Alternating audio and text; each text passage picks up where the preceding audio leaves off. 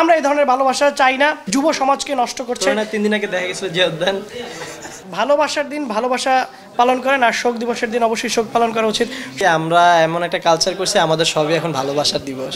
আপনি 21শে ফেব্রুয়ারি বলেন, 26শে মার্চ বলেন, 16ই ডিসেম্বর বলেন, বিজয় দিবসেও এখন ভালোবাসা দেখা যায়। তো এটা আমরা এখন এই ধরনের নিজেদেরকে এইভাবে তৈরি করে ফেলছি। আর 15ই আগস্ট 15ই আগস্ট এখন ভালোবাসা দিবস হয়ে যাবে। আপনি দেখেন, ভালোবাসা ছড়িয়ে পড়ুক সর্বত্র, হোক সেটা শোক দিবস।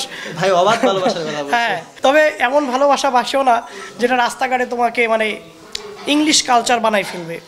ভাই দেশীয় ভালোবাসা বাসো, বিয়ে করে। হ্যাঁ বিয়ে করে ভালোবাসো।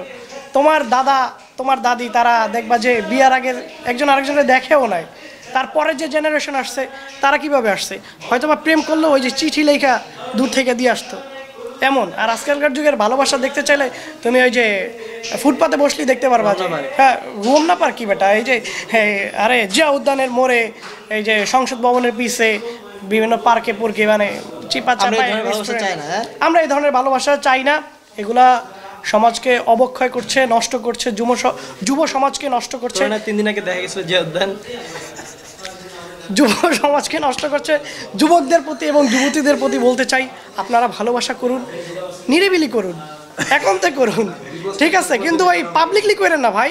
ভালোবাসার দিন ভালোবাসা পালন করেন, আর শোক দিবসের দিন অবশ্যই শোক পালন করা উচিত।